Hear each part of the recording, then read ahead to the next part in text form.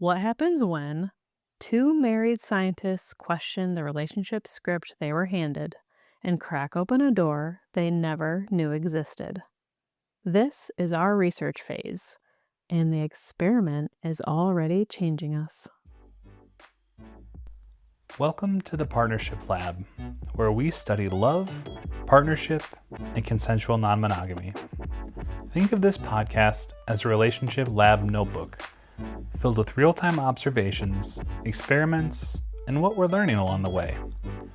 Our discussions may include explicit language and sexual content, so listener discretion is advised. Welcome back to the Partnership Lab. I'm Roz, I'm Max.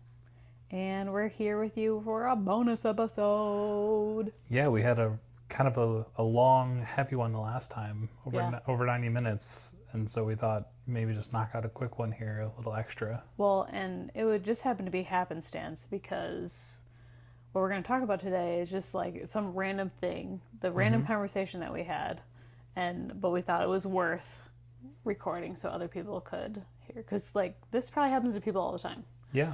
So you had a dream. Tell us about your dream. I did, yeah. So this was 2 nights ago now. We were going to record this last night, but we were too tired. But so I've had some lifestyle dreams before, and typically they're like, Roz, having sex with like 3 or 4 guys, just like stuff that's very kind of Just like, whatever. but I mean very out there, like it's just totally set in fantasy. I mean, it doesn't mean that will never happen, but point is, this one felt different because it felt very real, it felt very grounded, and it felt very, like, it elicited some, what I thought were very real emotions. So you mean like real as in like it was situationally weird? like it real? just, it felt... I cannot talk today. No, it's fine. It felt very real. Like when I woke up, and for pretty much the whole day, I was experiencing the emotions that I think I would have had it actually happened. So I'll tell you the dream. It started out where Roz and I were at a house party that was, a bunch of other swingers, and we were playing cards, and the night was going along. It was still really early in the evening when these things started to happen. And I say that because I think it's kind of important context. But in the dream, I wasn't in like a really sexy headspace. Like there was some flirting that was going on, but it wasn't like we had moved on to sort of the play portion of the evening. And there happened to be folks at this party that I knew from high school, which seems like that's how dreams always go. And one person in particular was there who was someone that I just absolutely cannot stand. They were my like biggest rival in high school, and by rival, I think I probably should use the word bully. They were a bully in high school. And Arch nemesis. Yeah, arch nemesis. Yeah, for sure. And so this person was at the party. They're sitting next to Roz playing the card game. And I look over and they're making out, and it was sort of a similar situation if you've just listened to our Toronto recap. I think this was a lot more passionate, and it lasted a lot longer, but kind of the same, like out of my periphery was when I was kind of noticing it. And I was taken back in the dream because obviously this is someone that I don't really care for. And I think also just the fact that Roz was ready so fast also kind of made me feel nervous or threatened kind of in the dream. That she didn't have to kind of go through that normal warm-up period. Like she was really into him, is I guess what I'm trying to say. And then a few minutes go past, we're still playing the game, and then they get up and leave the table and presumably are going to go have sex. And I play like one more hand, and then I'm starting to get kind of anxious, and so I get up and go look for them, not like in a panicked or upset mindset, but I really just kind of want to know what's going on. And so I'm listening through the doors, kind of trying to listen for Roz's signature sex noises, and I don't find them. So I go back to the table where people are still playing cards, and at this point, they're all kind of having that like coy look, like they know what's going on, and I think that kind of feeds into my insecurity a little bit more. And then it's my turn to deal, and I like misdeal because I'm very distracted and totally overreact to the misdealing, and throw the cards and get up and go to look for them again. And as I sort of walk down this hallway in the house, I see Roz coming towards me. Her hair is wet, like she's showered, and she's got like a smile on her face, and she says, "That wasn't so bad. That was pretty easy." And it kind of implied to me that was like our first time swapping with someone. I mean, I don't know if that really counts if I wasn't there, but and then she sort of like breezed by me, and there wasn't any sort of additional conversation, and then that was pretty much the end of the dream. Yeah, so what do you think your main emotion was, like when you didn't know like where it was? Like worry or I would say it was probably more of a jealous feeling. Yeah. and then I think what stood out to me is that like through all of this I just feel like we were like communication is like super high on our list. Mm-hmm. And I know we're not always going to get it right in like real life situations, but when you were telling me your dream, what really stuck out to me was like the lack thereof of communication, Yeah. which is like something we like really harp on and like check-ins and boundaries and like things like that. Yeah. And the first thing I asked you after you told me the dream was like, what made you feel the ick more? Was it just like the person that it was happening with, or is the communication piece? Yeah, I think there's like sort of three parts to it. I think the biggest one is probably the person. Um, I think the next one would be the lack of communication, and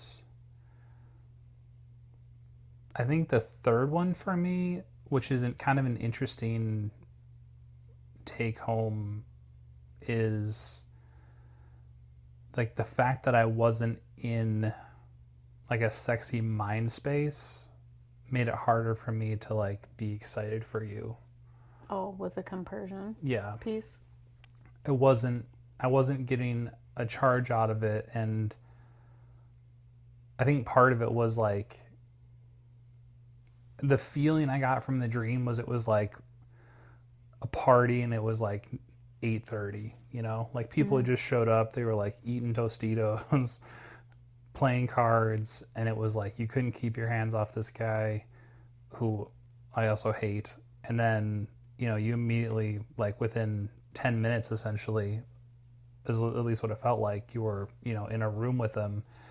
And, I hadn't like flirted with anyone or kissed anyone or gotten like excited or anything like that. And I don't know that necessarily is going to be something where it's like you can't do anything if I'm not, aroused. But I think that also was a piece of it, is I wasn't like, I didn't find it erotic at that point. So, yeah. Like I can just like feel your like uncomfortableness. Yeah, it was. I've had several dreams kind of along our path that I think are sort of like intending to prepare me for certain things, like to kind of feel what those emotions would feel like. I actually think that's kind of a superpower of mine, is like my dreams evoke emotions that feel very real and kind of almost prepare you in a way for those things. But this was definitely kind of a new twist. It had a lot more very real elements. So And then that kind of like stemmed our conversation. Is like, okay, if we ever get to a point where it's like we're going to like parties, house parties or events or whatever, and there's like someone you just do not get along with, do not vibe with, like do we start talking about like, well, I called it like a partner's veto, where it's like that person is just like off limits.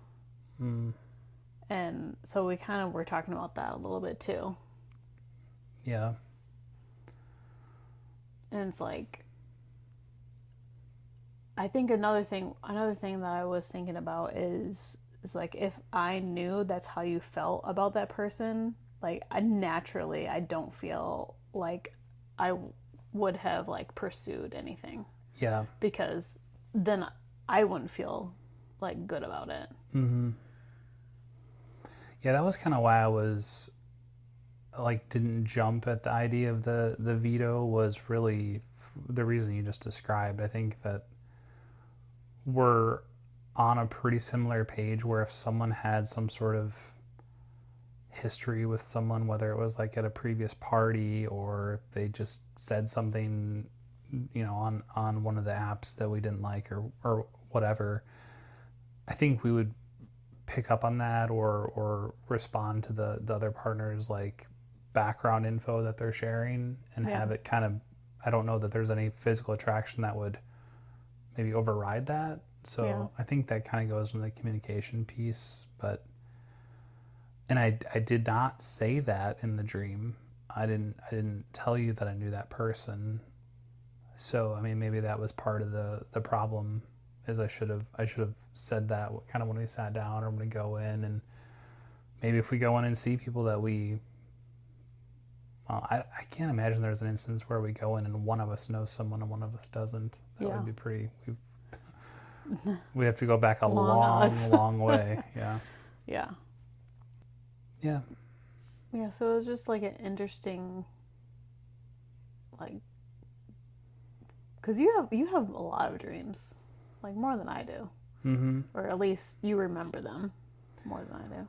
That was also a kind of a unique part of it too. The fact that it was my very last, like, I woke up from that dream and it was time to be awake, which is pretty unusual. I think typically my dreams are like in the middle of the night, and then you have time to kind of recover. But it was like I was waking up from that and then had to like go do the day. And yeah, it was kind of awkward. There was a part of me that was like upset with you, even though I knew that wasn't, real. Yeah. And that didn't turn into anything, obviously, because I'm not a child, but I had parts of me that were feeling it still. So, but yeah, so other than that, we started a new season of Love is Blind. We did. And I came up with, so I don't know if everyone's familiar with it, so I'll just like give a brief overview.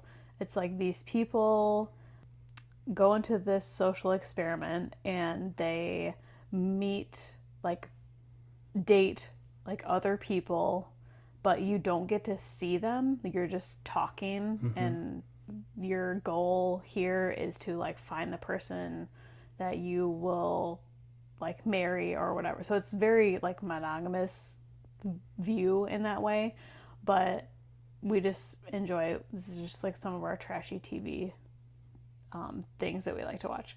And so we were watching this new season, and I turned to you and I was like, you know what? The one question that I would be on my criteria list, because you only get like 10 days to decide whether you're gonna like pursue marriage like with somebody. And I said, I'm gonna tell a joke and you have to laugh in front of me, like for real.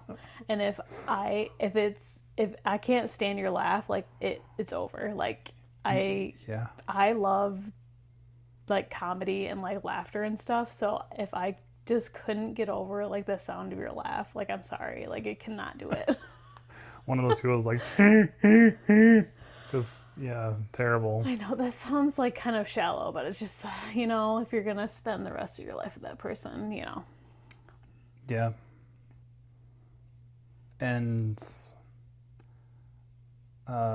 any kind of additional thoughts on Toronto since we've had a little bit of time to process? This is completely off the cuff, by the way. So I mean, not really. I think I processed that experience like pretty thoroughly, good. like before and like during our episode. So Yeah. I don't think I like have anything new. I guess maybe just want to say thanks to all the people who gave us such great feedback Yeah. about like not just that episode, but like previous, just the show in general. Yeah, it's been really So, nice.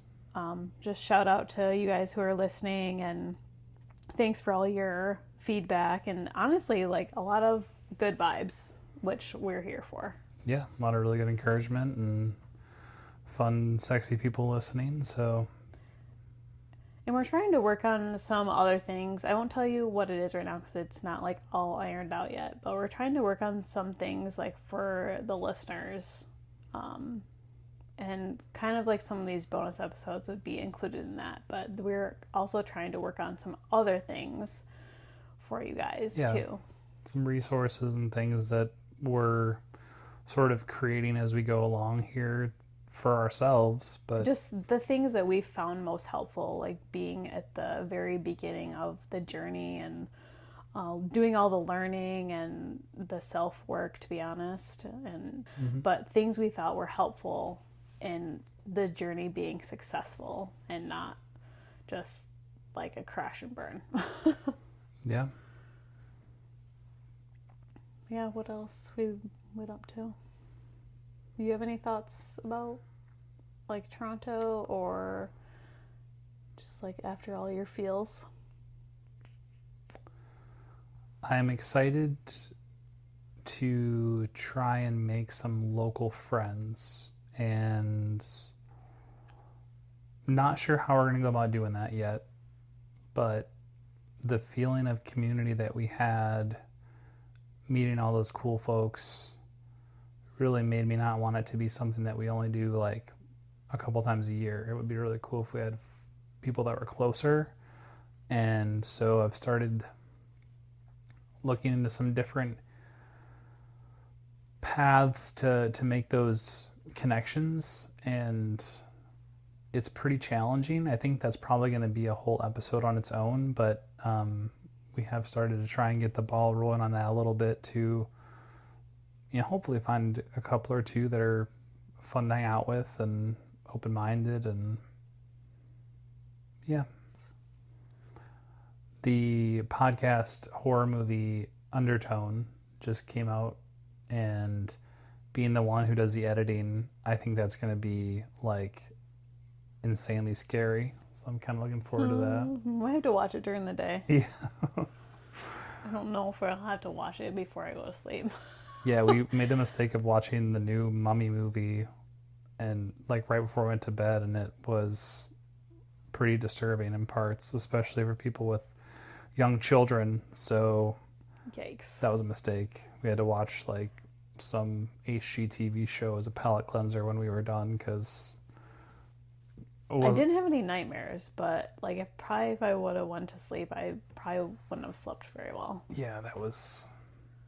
I wasn't a huge fan of that. I feel like, I don't know, having like 8 to 10-year-old children be like the main character and all that shit that goes, like, they have to go through, just felt unnecessary to me. But And honestly, it like I am a horror movie fan.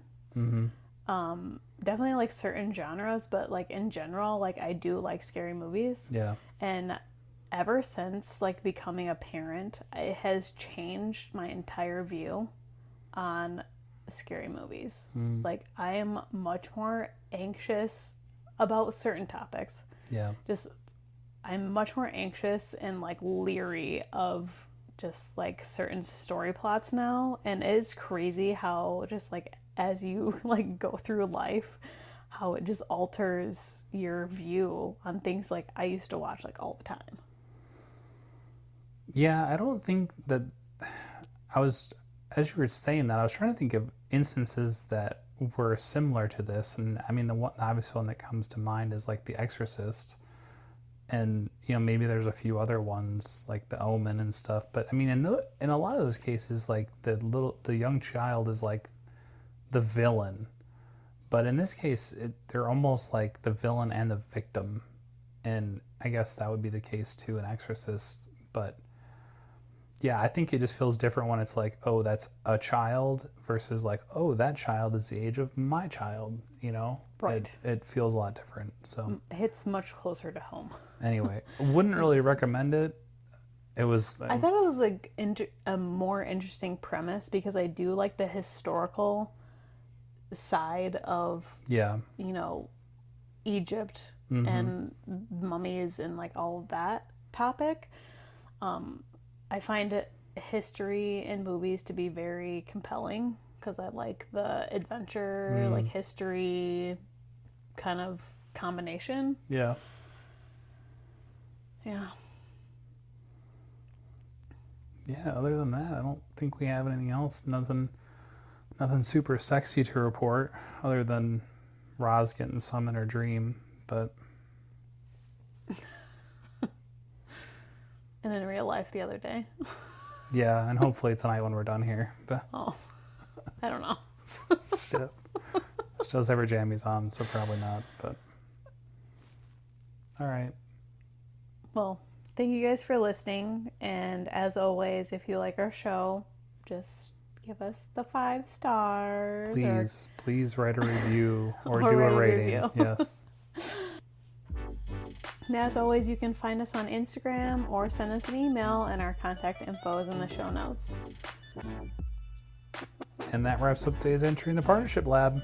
Until next time, stay curious.